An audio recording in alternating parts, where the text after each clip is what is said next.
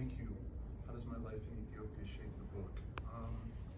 I will always begin by speaking dignity to Ethiopia, of speaking of my deep respect and affection for Ethiopia and how Ethiopian people have been my teachers in a more radical hospitality.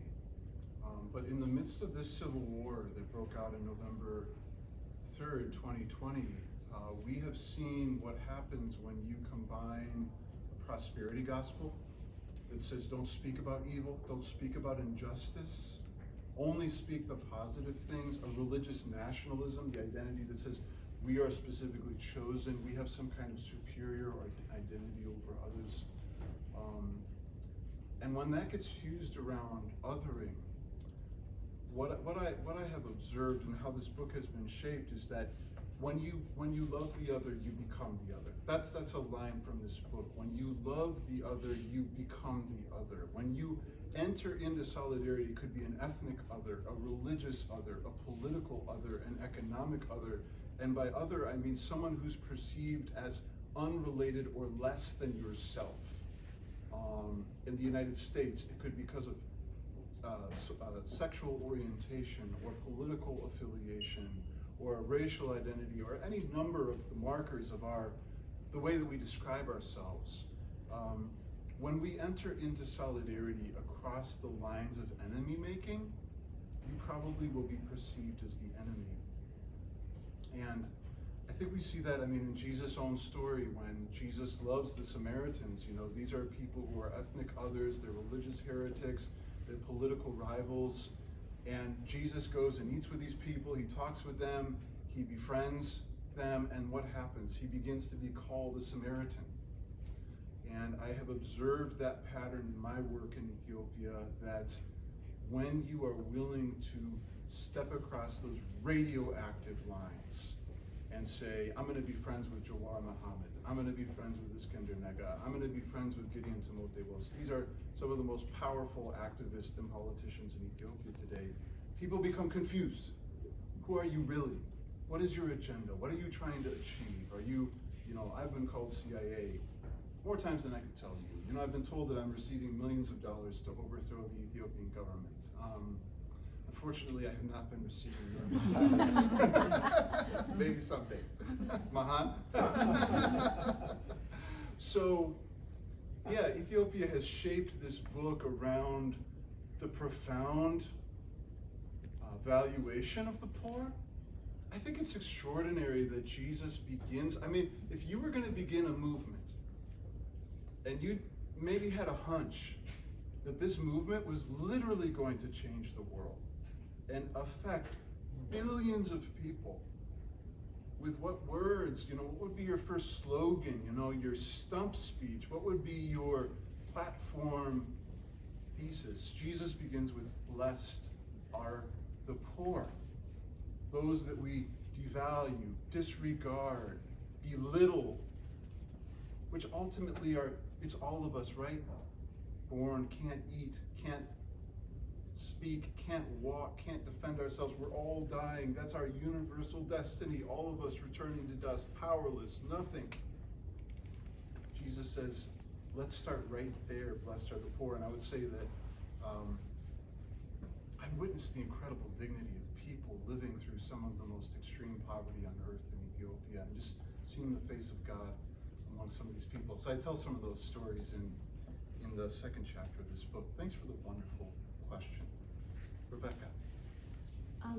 You sort of mentioned offhanded a little bit, like you received some death threats, maybe over 50, which seemed a little bit surprising to me.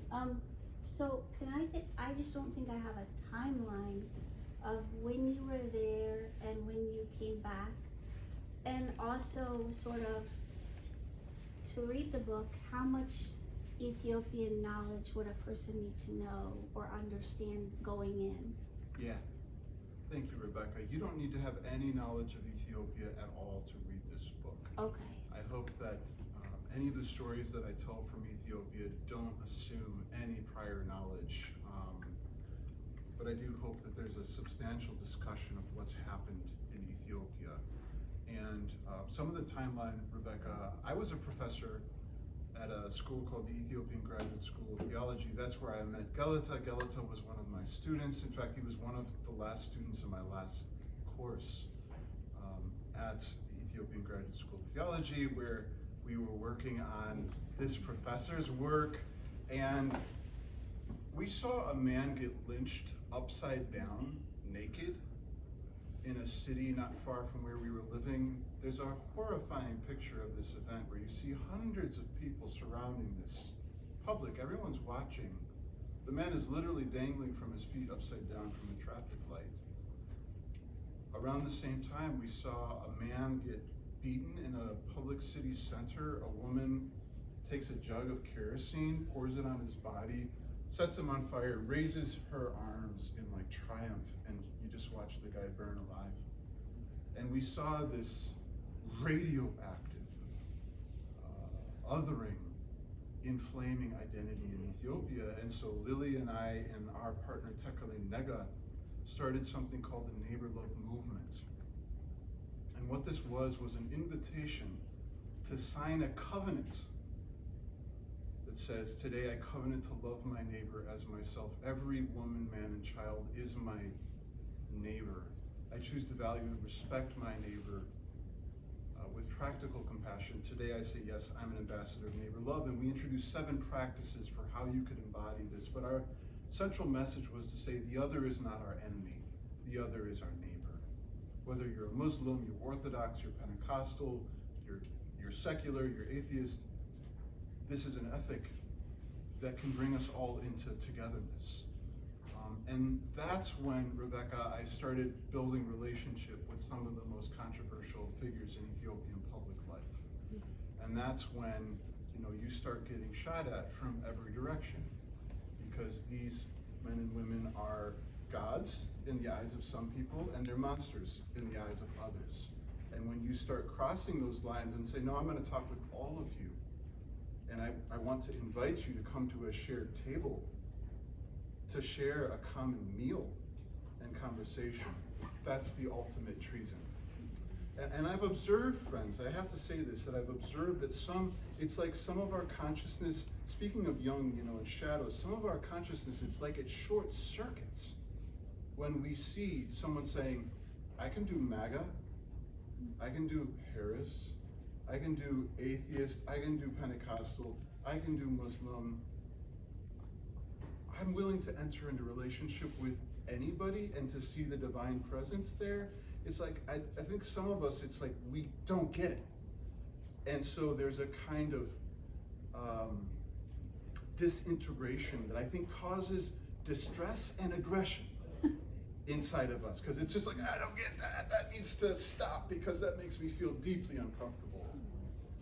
And so I think that's where a lot of these death threats came from. Because you're really questioning, what is the identity? What makes me me? Who are my people? Is it just an ethnic identity? Is it just a religious ideology? Is it a political platform? When you start questioning all of that, we feel our poverty, because we're these small, vulnerable creatures who all know that we suffer. And we need these idols to keep ourselves safe. So that's some of 2018 and forward was when things really started to heat up. Mahan. Yeah, I have a question. No one else does. I want to make just one or two quick observations, and then I'm going to ask a question, but I'm going to remove it from the Ethiopian context and kind of generalize it to here for a moment. As you went through the Beatitudes as way stations, it reminded me of, if anyone knows this name, don't freak out, a little bit of Maududi, and I think that the Islamists are misunderstood. But when he wrote a tafsir of the Quran, like an exegesis, and he was very much involved in a kind of political Islam. And he said, the meanings of the Quran cannot simply be acquired through text study. You have to live. You have to live in the world, experience the struggles, and then you see, it's as if the book reveals itself to you. And seeing the Beatitudes, I don't know how the tradition has more broadly interpreted, but not as isolated, the poor, the peacemakers, the persecuted, but as a journey along, culminating in the persecuted. I feel like, those insights probably come from your immersion in that struggle, and the book is revealing itself to you. So that was just a parallel that stuck out to me. You're welcome to react to it. But the second thing, you opened your book and you said it in different words up here, but if you love the enemy, you become the enemy.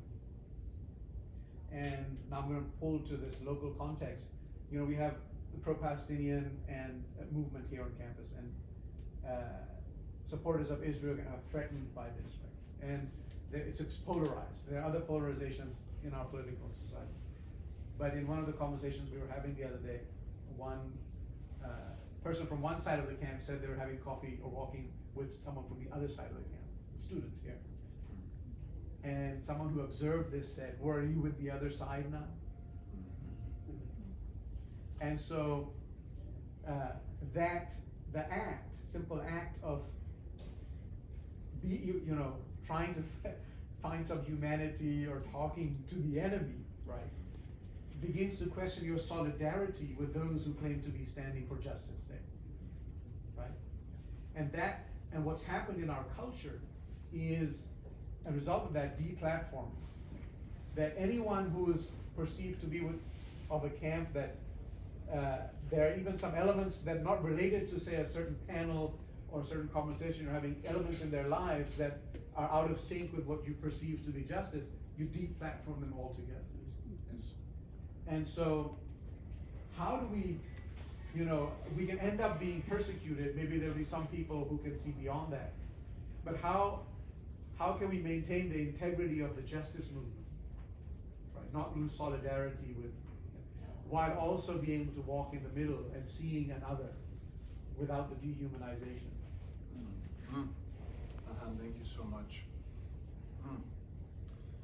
I love the connection with the Quranic interpretation and the interpretation as a lived journey in which the text reveals itself to you, and something that may be very familiar becomes very strange, something that may seem tired and flat becomes so multidimensional and so alive. And I'm going to ask you afterwards for that reference and how I can go deeper into this Islamist interpretation. I would really deeply enjoy that. And I think, as you can tell, I'm deeply influenced by mystical exegetes, and Rumi is certainly a significant one for me, among others. So I deeply appreciate that comment. When you love the enemy, you become the enemy. How do we navigate polarization and this tendency to deplatform? Mahan, I think that the path that Jesus charts for us is extremely profound. Have we done our poverty work? I was born as a little baby, couldn't eat, couldn't walk, couldn't talk, couldn't defend myself. You were too. That's where we all started. I'm gonna end up dead, so are you. Whether it's because of an IDF sniper, or because of a Hamas sniper, or because of this or that bombing, or because we get old, or we get cancer, that's where we're all going. And right now, I'm so vulnerable to pain. It's amazing how ambient it is, whether it's the death of my dad, or it's the pain in my marriage sometimes, or it's the sorrow that I feel in my own faith community and how compromised we can be. I think we all share that. Have we done our poverty work to be able to acknowledge, yes, I'm a poor person, and I'm beloved right there in my poverty? Have we done our grief work, where we can begin sharing this, talking about it without humiliation, without shame? Yeah, I'm grieving. In the book, this is one of my favorite passages, but I talk a lot about this Jewish woman in Amsterdam, in Nazi-occupied Amsterdam, who was eventually killed in Auschwitz. Her name's Etty Hillesum, and she wrote this book called An Interrupted Life. And in one of her final journal entries before she's murdered in Auschwitz, she says, "I'm in a strange state of mournful contentment." I'm in a strange state of mournful contentment.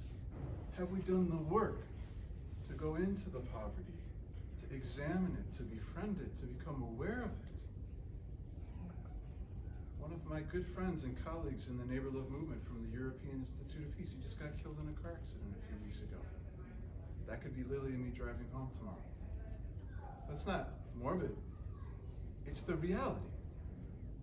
Have we done the grief work to be able to be in a strange state of mournful contentment amidst the realities of being human? And then can we enter into the gentleness, the nonviolence, the meekness that comes when you've done your grief work? You know, Baldwin said, when I know that my soul trembles and I know that your soul trembles, we can find a way to live together. So when we, I write in the book that grief is the great unionizer of humanity. We can grieve, mourn from lament, when we can lament together, mourn together, mingle our tears, something happens. And then we struggle for justice. But what I really wanted to say, Mahan, was Jesus says, blessed are the hungry and thirsty for justice, these people who are starving for change, starving for the end of violence, the end of occupation, the end of fear, the end of terror. But the very next blessing is, blessed are the compassionate.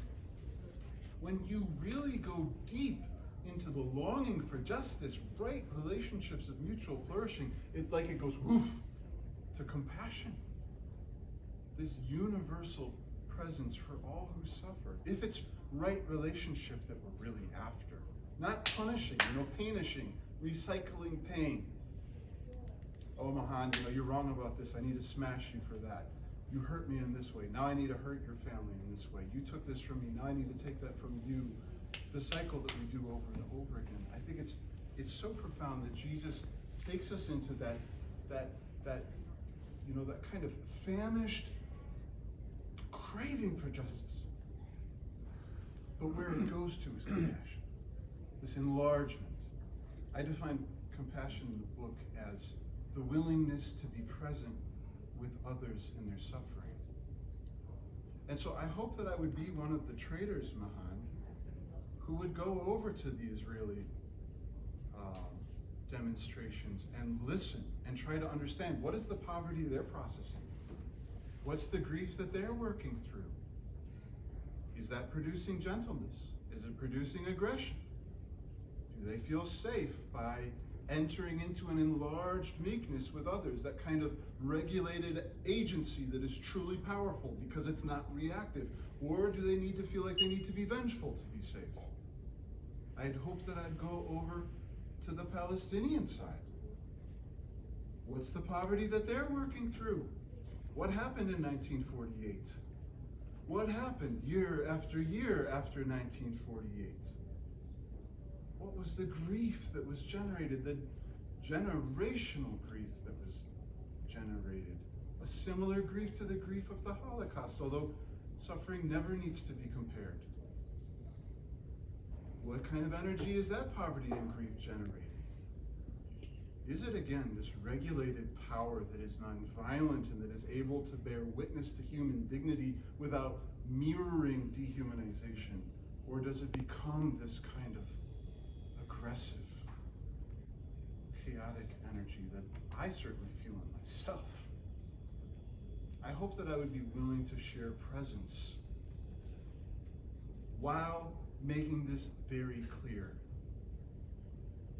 that the devaluation of any person is an atrocity in the eyes of God. And all forms of violence should be universally denounced. Whether that's the hostages that Hamas took, or the hostages that the IDF has taken, which far outnumber the hostages that were taken by Hamas. But again, suffering doesn't need to be compared.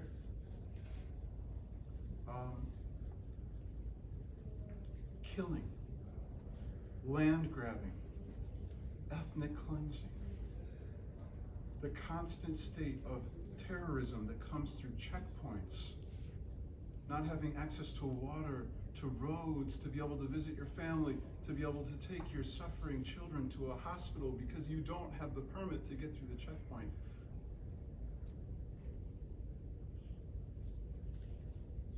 I think we can come together in saying that these are against the shared values of seeing the other as our neighbor. And so rather than kind of tippy-toeing and say, yeah, I'm kind of this, I'm kind of that, and I just stay silent about the sufferings of others. No, I think we need a robust, prophetic voice that any act of violence that causes the suffering of another person must be denounced. And we have to do this work of listening to the poverty, the grief, the struggle for justice across these multi-complex movements and say, how can we seek one another's shared flourishing? But I mean, it's extremely complex, Mahan, and you know this way better than I do. But I deeply appreciate the question, and I would just say deplatforming people, trying to silence people isn't the way to go. That's moving with that energy of aggression, of shutting things down, of suppressing. I think that the energy of the nonviolent is, let's have a conversation, whatever it is that you want to bring, and we will respond winsomely and articulately based on data and experience about what truly is worthy of trust and devotion and loyalty. So, but man, you asked, as you do, you asked a really complex question. That was amazing. Thank you. Anyone with a final thought to lighten it up? This was pretty heavy at the end. We can also just sit with that, and thank you.